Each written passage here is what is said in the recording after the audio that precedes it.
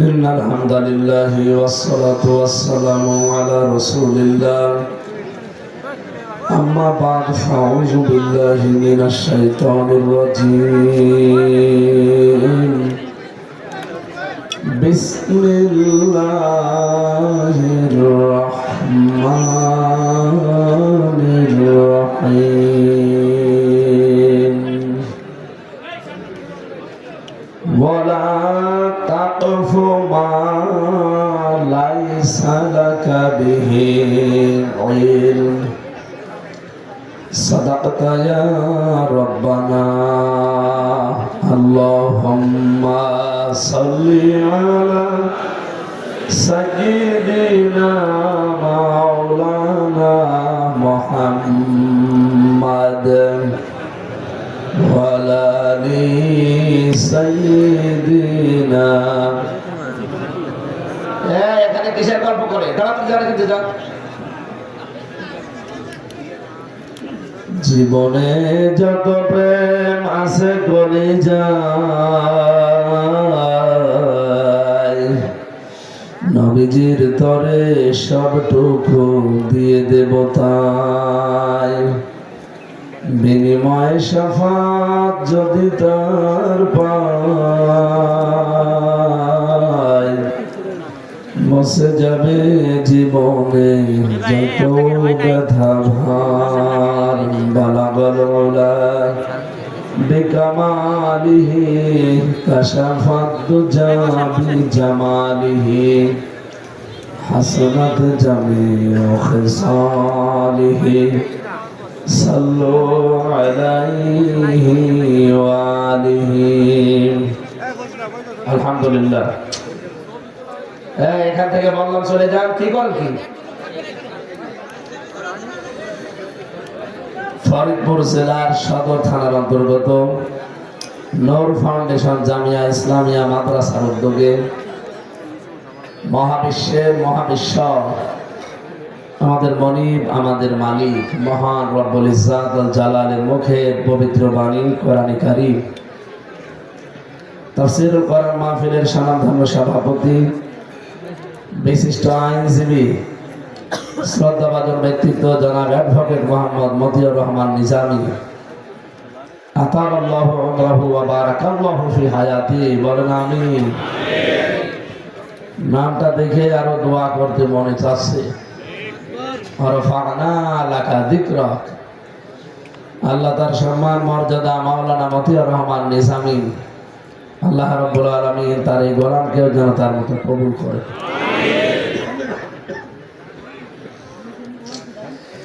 এতক্ষণ যারা আলোচনা রাখলেন ইসলামিক চিন্তাবিদ শিক্ষাবিদ মুফাসসিরে কোরআন হাজার হাজার আলেমের উস্তাদ কুষ্টিয়ার গর্ব হাফেজ মাওলানা জুলফিকার আলী কুমারখালী অধ্যাপক কুমারখালী ইসলামিয়া ফাজিল মাদ্রাসা কুষ্টিয়া আলোচনা রেখেছেন বরিষ্ঠ কণ্ঠের অধিকারী ইসলামিক চিন্তাবিদ মাওলানা হোসেন মাহফুজ।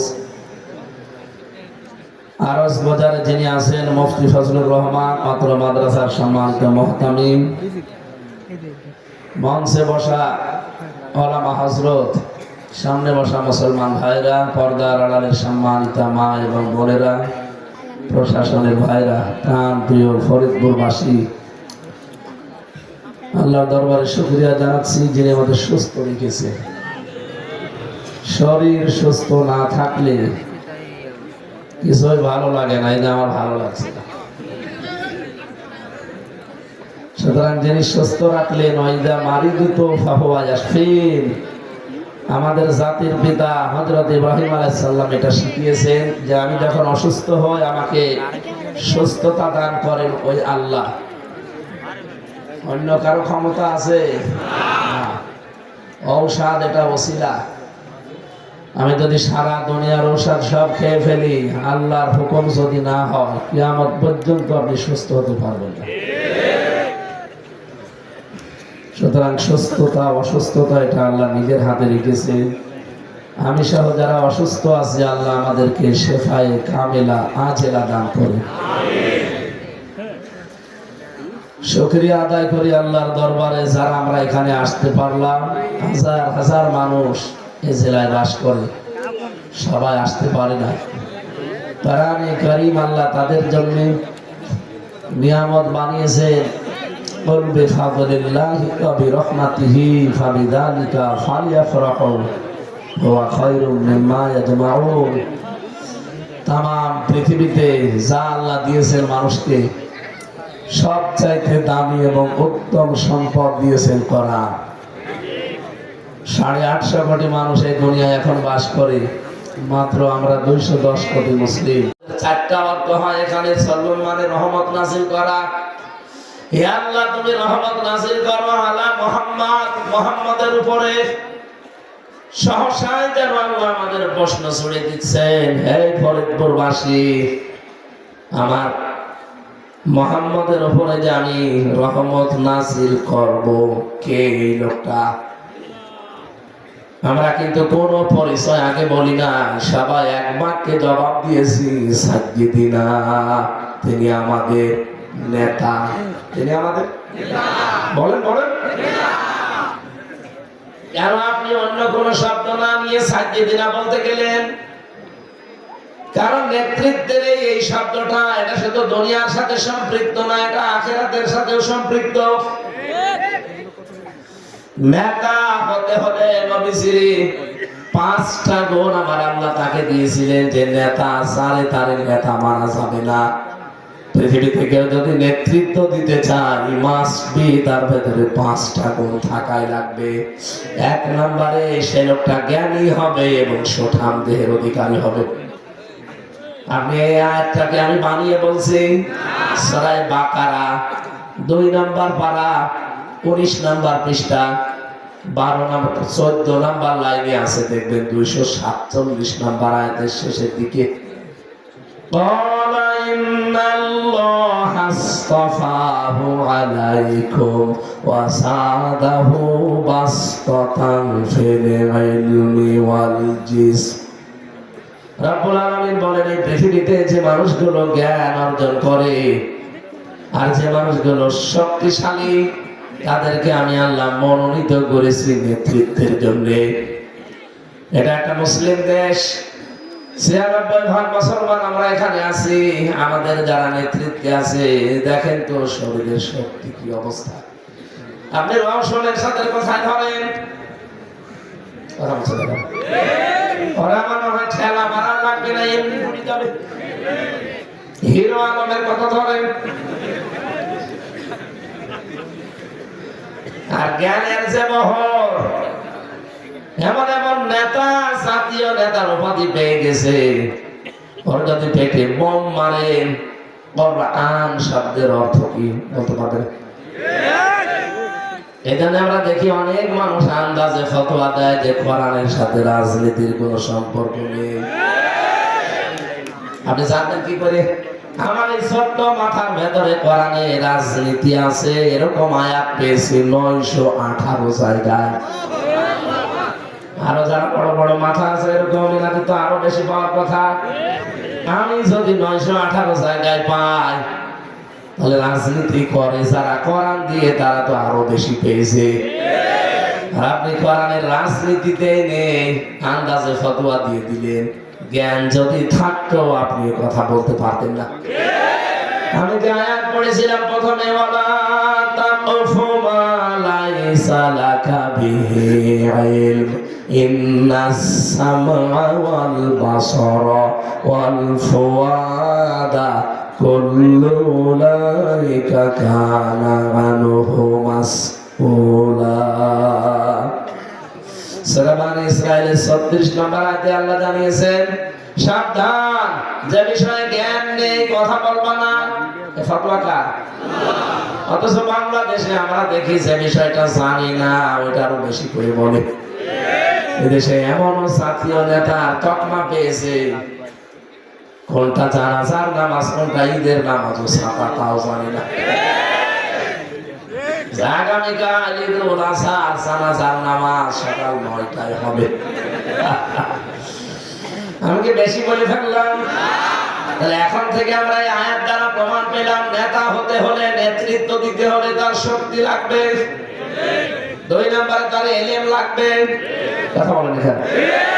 দ্বিতীয় নম্বরে আছে সূরা শুআরা, এটা পাবেন 19 নম্বর পারা 12 নম্বর পৃষ্ঠার 5 নম্বর লাইনের 52 নম্বর আয়াতে, ওয়ালা তুতিউ আমরাল মুসরিফিন আল্লাযীনা ইউফসিদুনা ফিল আরদি ওয়ালা ইউসলিহুন।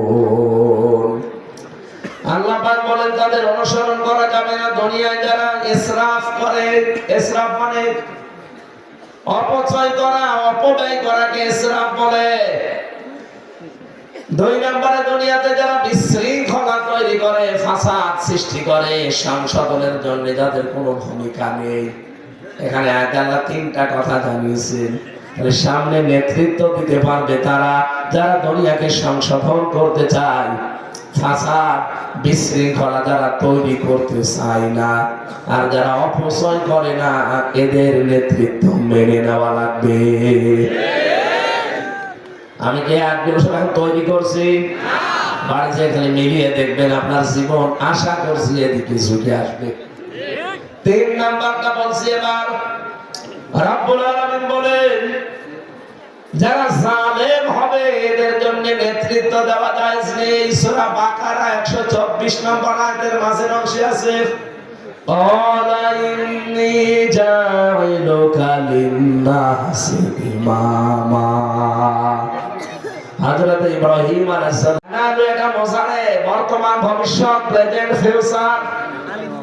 এই এদিকে তাকান। রব্বুল আলামিন বলেন কোন জালেমের জন্য এখন আমার কোনো ওয়াদা নেই, ভবিষ্যতেও কোন জালেমের সাথে আমার কোনো অঙ্গীকার নেই।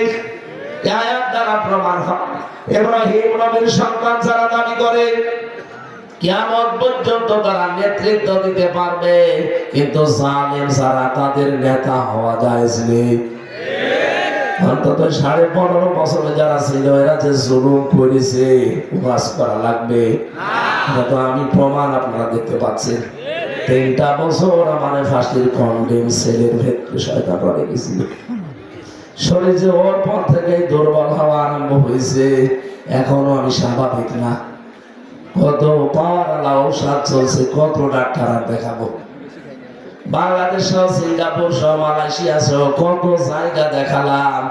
সবার এক কথা যে আপনার ভেতরে যা দিয়েছে এখন স্বাভাবিক হতে সময় লাগবে, কিন্তু সেই সময়টা তো আপনারা দিন না।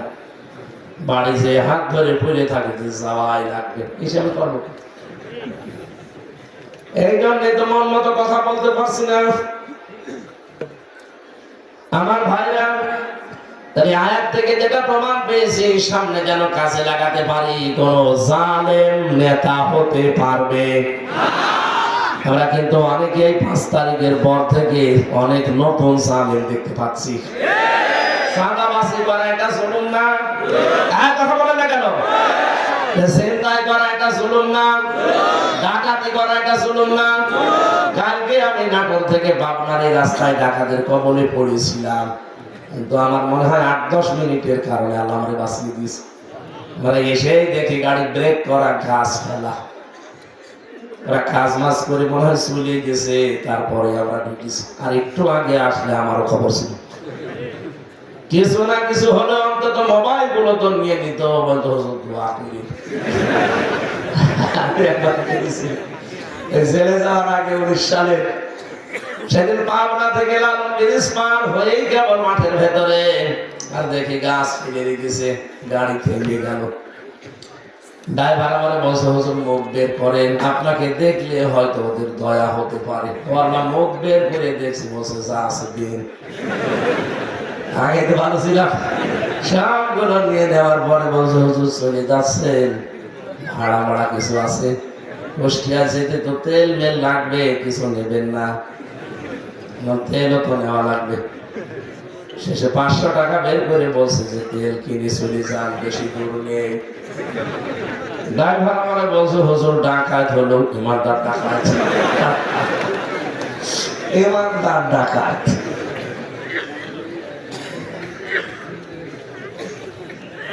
জুলুম বন্ধ করা লাগবে, নয়তো আপনি সামনে নেতৃত্বে আসতে পারবেন না। অন্তত এই দেশের মুসলমান আপনাকে গ্রহণ করবে না। যদি কথা বুঝে হা বা না বলেন আলহামদুলিল্লাহ, আর না বুঝে আন্দাজে যদি ছাগলের 3 নাম্বার বাচ্চার মতো হা বলেছিলাম, ওই দুইটা তো দুধ খেয়ে লাফাচ্ছে আর একটা আন্দাজে লাফায়। এই দুটো দুধ এখনো খাতে পারলি না, লাফায় ওদের দেখা দেখি লাফাচ্ছে। আমরা জানি এমন হয় না। সামনে কোন জালেম নেতৃত্বে আসতে পারবে? গ্রহণ করবো আমরা। 4 নাম্বারটা বলি, এটা আবার রাগ করবেন না তো?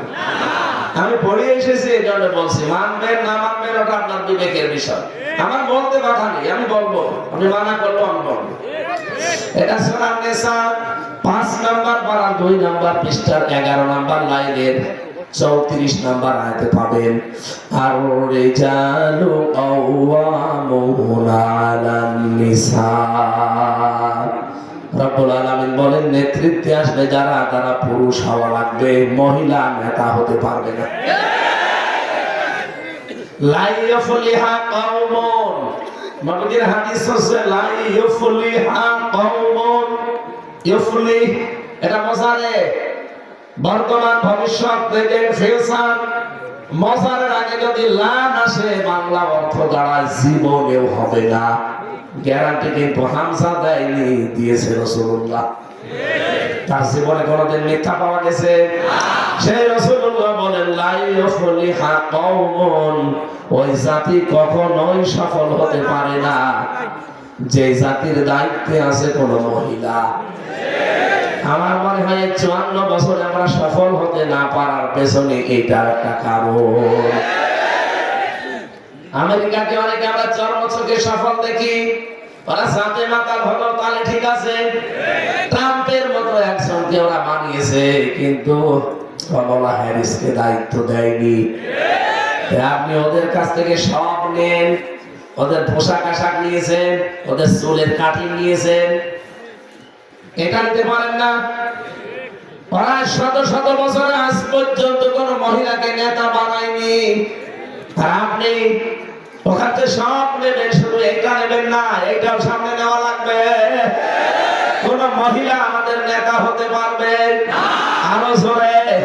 যারা নেতা হবে তাদের পুরুষ হওয়া লাগবে, কারণ পুরুষ মানুষ রাতে দিনে যে কাজগুলো করতে পারে, একজন মহিলা রাতে দিনে ওই কাজ করা সম্ভব না। আমি এখন শুধু নাভি থেকে হাঁটু পর্যন্ত থেকে খালি গায়ে এখান থেকে ফরিদপুর পর্যন্ত হেঁটে যাব, সে ক্ষমতা আমার আছে। একজন যুবতী মেয়ে লোক 25 বছর বয়স, নাভি থেকে হাঁটু পর্যন্ত ঢেকে আমার পেছনে যেতে পারবে? একটা কথা বললাম, এরকম বহু জায়গায় পারবে না। কারণ বাইরের কাজ সব আল্লাহ পুরুষের দায়িত্ব দিয়েছেন, আর ভেতরের কাজ সব আল্লাহ মেয়েদেরকে দিয়েছেন। মেয়েদের যে কাজ আছে, আপনি যদি শত চেষ্টা করেন জীবনও তাদের ওই কাজ করতে পারবেন না। করলেই তার ভেতরে ভুল ত্রুটি হবে। মেয়েদেরকে কাজ দেয়নি আল্লাহ তাআলা, ওদের বহু কাজ আছে সংসারে, হয়তো আমরা টের পাই না। তাই মেয়েরা যে রান্না বান্না করে, আপনি একটু যেদিন বউ বাড়ি থাকেন একটু রান্না করে দেখেন তো, ছাতা কুকুর খাবে না। একটা লোক একজন বউকে ধমকাচ্ছে যে কি কাজ করো তুমি, ছাতা বাড়িতে শুধু ঘুর ঘুর করো, শুধু ঠোকামুখি করো, কোনো কাজ নেই তোমার। মহিলা বলছে আমার কাজের কোনো গুরুত্ব নেই তোমার কাছে, আগামীকাল থেকে তোমার কাজ আমি করবো, আমার কাজ তোমার করা লাগবে। একটা ব্যাপার হলো, সকালবেলা মহিলা গরু আর ছাগল গুলো নিয়ে গেছে খুলে মাঠে চড়াতে, রান্না করা লাগবে। চাউল কয়, খোঁজ খবর নিয়ে দেখে চাউল আছে, কিন্তু এখনো ছাড়া হয়নি। এই চাউল তো রান্না করা যাবে না, ছাড়া লাগবে, এর ভেতরে তো তুষ আছে, খোদ আছে, কি করা যায়? কোলা নিয়ে এসেছে, কোলা নিয়ে এসে ছাড়বে চাউল, হাতের উপরে দিয়ে নিচে যে বাড়ি দেওয়া লাগে ও ছাপাতে জানে না, এমনি এরকম করে সারাদিন কেটে যাচ্ছে। দুপুর বেলা একেবারে বউ এসে বলছে কই খাবার কই, বলছে তোমার মতো বজ্জাত মহিলার সাথে সংসার করা যায়? চাল ছাড়তে গিয়ে কোলার নিচে যে টক টক করে আওয়াজ হয়, সে কাঠি কই। কাটি খোঁজো। সম্মানিত মা বোনেরা, আপনাদের কাছে গুরুত্ব আছে। পুরুষেরা বাইরে জিহাদ করে যে সওয়াব পাবে, আপনি শুধু সন্তানটা পেটে নিয়ে সেই সওয়াব পাবেন। নবী বলেন, একজন মহিলা যখন সন্তান পেটে নেয়, সন্তানের কারণে সে হয়তো রাতের বেলা ঘুমাতে পারে না, খাবার খেতে পারে না, রাতে তাহাজ্জুদ পড়লে যে সওয়াব হতো, দিনের বেলায় রোজা রাখলে যে সওয়াব হতো, আল্লাহ ওই সওয়াব তার আমলনামায় লিখে দেয়। আমার বোঝানোর বিষয় ছিল, সামনে কোন মহিলা আমাদের নেতৃত্বে আসতে পারবে না। শুধু আজকে এখানেই না, সারা বাংলাদেশে এটা আমি ছড়াচ্ছি, নেতা হবে পুরুষ। হ্যাঁ, কথা বলে না কেন? নেতা শুধু পুরুষ হলে হবে না, পুরুষের পাশাপাশি সৎ এবং যোগ্য হওয়া লাগবে। এই দেশে অনেক মানুষ যোগ্য ছিল কিন্তু সৎ ছিল না। এই জন্যই যে দরবেশ বাবা সালমান কি করেছে, ৩৬,০০০ কোটি টাকা চুরি করেছে। আপনাদের ছেলে ছিল একজন বিয়ান, আঙ্গুল ফুলে কলা গাছ হয়ে গিয়েছিল। কোথায় সে বিয়ায়ের ছোট ভাই তো আমার সাথে চেয়েছিল, ডাক দিয়ে বললাম, কি বড় ভাই, এক জায়গায় তো আছি এখন। আপনি আমাকে কতবার এই ফরিদপুর থেকে ফেরত দিয়ে দিয়েছেন যে না, হামজারে আমি ঢুকতে দেব না। আজকে আল্লাহ জায়গা মতো আপনাকেও ঢুকিয়ে দিয়েছে। আমি যখন খাবার খেয়ে না খেয়ে থাকি, আপনার ওরকম খাওয়া লাগবে। আমার একদিন দেখা হয়েছিল, পাশের বিল্ডিং এ ছিল, তো মাঝে মাঝে যেতাম, বলতাম দেখি বিভিন্ন পরিচিত লোক আছে, এটিএম আজহারুল ইসলাম আছে, আল্লাহর একজন জিন্দা শহীদ। মানুষ তো মরে গেলে শহীদ হয়ে যায়, তো জিন্দা শহীদ। 13টা বছর জালেমরা বিনা কারণে আটক করে রেখেছে। এদেশে জালেমদের যতগুলো মামলা সবই যেহেতু খারিজ হয়ে যাচ্ছে, লুৎফুজ্জামান বাবর যদি ছাড়া পায়, গিয়াসউদ্দিন মামুন যদি ছাড়া পায়, মাওলানা জসিমউদ্দিন রহমানি যদি ছাড়া পেয়ে মুক্ত বাতাসে আসতে পারে, আমরা এটিএম আজহারুল ইসলামের মুক্তি কামনা করছি। তারা তার মুক্তি চান দেখে লিল্লাহি তাকবীর।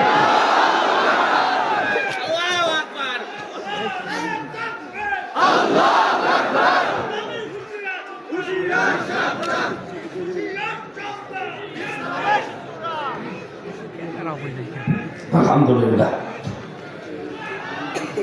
যে কয়টা বললাম, এই কয়টা যদি সামনে আপনি নিয়ে আসতে পারেন, আল্লাহ রাব্বুল আলামিন আমাদেরকে যে কাঙ্ক্ষিত কল্যাণময় রাষ্ট্রের ঘোষণা দিতে যাচ্ছেন, আমরা এবার সেদিকে প্রবেশ করছি। 1 নম্বরে রাসূলের প্রতি আমাদের দায়িত্ব বা কাজ হচ্ছে তার প্রতি জিকির করা, না তার প্রতি দরুদ পড়া। সুতরাং নেতা যাদের ঠিক নেই, এই গুণাবলী যাদের ভেতরে পাবেন, পেছন থেকে সরে আসেন। এগুলোর বাইরে যাদের গুণাবলী হবে, 5টি তাকে নেতা আপনাকে মানা লাগবে। সাল্লু আলাইহি ওয়া সাল্লিমু তাসলিমা, তাহলে আপনাদের দরুদ কবুল হবে। আমি আশা করি বোঝাতে পেরেছি। এরপরও যদি কেউ না বোঝা ভান করে থাকে, ঠিক আছে, কানের নিচে এমন জোরে 2টা দেব, সব টের পেয়ে যাবে। আজকে আমরা তেলাওয়াত কি আয়াত আপনারা দেখেছেন, সূরা বানী ইসরাইল থেকে আমরা পড়েছি। বিশ্বনবী মুহাম্মদ রাসূলুল্লাহকে ঘরের ধরা থেকে আল্লাহ যখন নিয়ে গেলেন, বিভিন্ন জিনিস তাকে দেখাচ্ছিলেন। তাফসীর থেকে আমি 27টা জিনিসের নাম পেয়েছি। আজকে দিনের বেলা যেখানে ছিল বোয়ালমারী স্টেডিয়াম ময়দানে, আমি পয়েন্ট আকারে কয়েকটা ওখানে বলেছিলাম। তাকে আল্লাহ মিজানের পাল্লা দেখিয়েছেন। কিসের পাল্লা? হাউজে কাউসার দেখিয়েছেন, বলসিরাত দেখিয়েছেন। আল্লাহ পাক বলেন, ওয়া ইনমিনকুম ইল্লা ওয়ারিদুহা কানা আলা রাব্বিকা হাতমান মাকদিয়্যা সুম্মা নুনাজ্জিল্লাযীনা তাকাও ওয়া নাদারুজ যালিমিনা ফিহা জিসিয়্যা। সূরা মারইয়াম 16 নম্বর পারা 9 নম্বর পৃষ্ঠা 9 নম্বর লাইনে আছে 72, 71, 72 নম্বর আয়াত। আল্লাহ পাক বলেন, পুলসিরাতে যে দেখতে পাচ্ছেন 30,000 বছর বছরের রাস্তা, উঠবে মানুষ 10,000 বছর, সরাসরি যাবে 10,000 বছর, আবার নামবে 10,000 বছর। যদি এই ব্রিজের মতো হতো পদ্মা সেতু না, চুলের মতো চিকন হবে, হীরার মতো ধার হবে। আল্লাহ বলেন এর উপর দিয়ে মানুষকে পার হওয়ার জন্য আদেশ দেব, গুনাহগার যারা সব কেটে কেটে জাহান্নামে পড়ে যাবে, কারণ এটা জাহান্নামের উপর দিয়ে। কিন্তু মানুষ যদি তাকওয়া অর্জন করে, আমি আল্লাহ পাক তাকে ওই জায়গা থেকে বাঁচিয়ে জান্নাতে পৌঁছে দেব। জীবনের আসল সফলতা কিন্তু এই জায়গায়। আল্লাহ রাব্বুল আলামিন বলেন, কুল্লু নাফসিন যায়িকাতুল মাউত ওয়া ইন্নামা তুওয়াফাউনা উজুরাকুম ইয়াওমাল কিয়ামাহ ফামান যুহজিহা আনিন নার ওয়া উদখিলাল জান্নাতা ফাকাদ ফাজ ওয়া মাল হায়াতুদ দুনিয়া ইল্লা মাতাউল গুরুর। এই পৃথিবীতে যে জন্ম নিয়েছে তার মরা লাগবে। কিয়ামতের দিন আমি মিজানের পাল্লার কাছে পরিমাপ করে গুরুত্বের ভিত্তিতে মাপ দিয়ে তার উজরতটা, পারিশ্রমিকটা পরিপূর্ণ করে দেব। ওই লোকটার জীবন তো সফল হয়ে যাবে, যাকে জাহান্নামের আগুন থেকে আমি আল্লাহ বাঁচিয়ে জান্নাতি বলে ঘোষণা দিয়ে দেব। পৃথিবীর মানুষেরা, দুনিয়ার জীবনটা কিন্তু খেলাধুলা, রং তামাশা আর ধোঁকা ছাড়া আর কিছু না। কি বলছে? এখানে এই পরীক্ষা যেহেতু সামনে আমাদের আছে, এর প্রথম অর্থ পাবেন এটা, দ্বিতীয় একটা অর্থ পেয়েছি। রব্বুল আলামিন বলেন, আস্তে আস্তে দুনিয়ার জীবনে আমি যাকে জাহান্নামের কাজগুলো ছেড়ে দেওয়ার সুযোগ দান করি, আস্তে আস্তে জান্নাতের কাজগুলো করার তৌফিক দেন, এই লোকটার জীবন সফল। আগে হয়তো অনন্ত নাচ দেখতেন, ভালো লাগতো, এখন হয়তো আস্তে আস্তে ঘৃণা তৈরি হয়েছে ওর উপরে। ওগুলো মনে আসলে আপনার ঘৃণা লাগে। পায়খানা দেখলে যেমন ঘৃণা করেন, উলঙ্গ নাচ দেখলে, অর্ধ উলঙ্গ নাচ দেখলে আপনার কাছে ঘৃণা লাগে। জিকির করতে আগে ভালো লাগতো না, জিকির করলে এখন মনের ভেতরে আলাদা শান্তি পান। আপনি বুঝলেন আপনাকে আল্লাহ জাহান্নামের কাছ থেকে আস্তে আস্তে জান্নাতের দিকে এগিয়ে দিচ্ছে। এই সুযোগ যদি আপনি কাজে না লাগান, আপনি কিন্তু ব্যর্থ হয়ে যাবেন। আমার হায়াতুদ দুনিয়া ইল্লা মাতাউল গুরুর। পৃথিবীর এই জমিনটা আমাদের জন্য একটা ধোঁকা। আমার মা বাবা এটা ধোঁকা। আজকে আমার এক দাদা মারা গেছে, চাচাতো দাদা, ভালো মানুষ, ঘুমিয়েছে, ছেলে মেয়ে জামাইয়ের সাথে কথা বলে সকালে দেখেন মরে গেছে। অল্প বয়স, বেশি না, 60-65 বছর বয়স হবে মরে গেল। কোন দিন লোকটা অন্তত ওই দিনের জন্য ভাবে না যে সকালে আমি হার উঠবো না, এটাই আমার শেষ ঘুম। ফরিদপুরবাসী, আমি আমার ইমান থেকে বলছি, মা বাবাও কিন্তু ধোঁকা। স্ত্রী, সন্তান, জমি জায়গা, প্রভাব প্রতিপত্তি, পৃথিবীতে যা আল্লাহ মানুষকে দিয়েছেন সব ধোঁকা। আপনি খালি চোখটা বন্ধ করে দেখেন ধোঁকা কেমন সব পাবেন। এখানে কোরআনে কারিমে আল্লাহ জানিয়েছেন, ইয়া আইয়ুহাল্লাযীনা আমানু লা তুলহিকুম আমওয়ালুকুম ওয়ালা আওলাদুকুম আন যিকরিল্লাহ ওয়া মান ইয়াফআল যালিকা ফাউলাইকা হুমুল খাসিরুন। হে ঈমানদারেরা, তোমাদের সন্তানাদি, তোমাদের সম্পদ আদি, এগুলো যেন আল্লাহর জিকির থেকে তোমাদেরকে গাফেল করে, অমনোযোগী করে না রাখে। যদি কেউ গাফেল হয়ে যাও, আমি আল্লাহর জিকির থেকে যদি দূরে সরে যাও, তাদেরকে আমি আল্লাহ বললাম তারা ক্ষতিগ্রস্ত। বলেন নাউযুবিল্লাহ। আমি আমার নিজের দিকে তাকিয়ে একটা কথা বলছি, এদিকে তাকা। এই যে ধোঁকা, এই শব্দটা পড়ার পর থেকে আমি চিন্তা করেছিলাম যে মা বাবা এটা ধোঁকা হয় কি করে।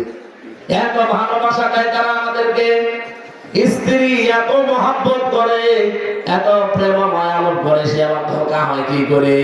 সন্তানাদি, আমার তো 3টা মেয়ে আল্লাহ দিয়েছেন, এরা ধোঁকা হয় কি করে। আয়াত মনে হয় ঠিক না। পরবর্তীতে দেখি আমার পূর্বপুরুষদের দিকে তাকালাম। আমি আমার বাবা রিয়াজউদ্দিন, তার বাবা জাহান আলী, তার বাবা নমাজ আলী, এরপরে আমি আর চিনি না। এই 3 পুরুষের পরে আমার জানা নেই, সত্যি বলছে না, চিনি না। এখন বলেন তো, 3 পুরুষের উপরে নমাজ আলীর বাবা চিনি কে? আমি তো জানি না। এই লোকটা খুব বেশি হলো 100 বছর আগে মারা গেছে। কত বলেন বলেন? 100 বছর আগে যে লোকটা মরে গেল, এই লোকটা যদি এখন কুষ্টিয়ার আমার যেখানে বাড়ি, এই বাড়িতে এসে বলে এই 2 তলা বাড়ি আমার, এই ভিটা আমি কিনেছিলাম, আমি নমাজ আলীর বাবা, ওর দাঁত মুখ থাকবে? সব ফেলে দেবো না? কিসের নমাজ আলীর বাপ আপনি? আমি তো নমাজ আলীকে চিনি না। আপনি এসেছেন নমাজ আলীর বাপ। আপনার যদি থাকার জায়গা না থাকে, কুষ্টিয়ার বড় মসজিদ খোলা আছে, রাতের বেলা ওখানে থাকেন, সকাল বেলা কেটে পড়বেন। আল্লাহ যে বলেছিলেন মাতাউল গুরুর, দুনিয়া জীবন ধোঁকা, আমি একেবারে বাস্তব বলছি। এইটা কথা বলে না কেন? আমিও যদি সত্যি 100 বছর পরে আবার এই ফরিদপুরে ফিরে আসি, যদি বলি এই বাড়ি আমার, এই ভিটা আমি কিনেছিলাম, ওই সময় যারা এখানে বসবাস করবে তারা আমার চিনতে পারবে? আর যদি চেনেও উঠতে দেবে?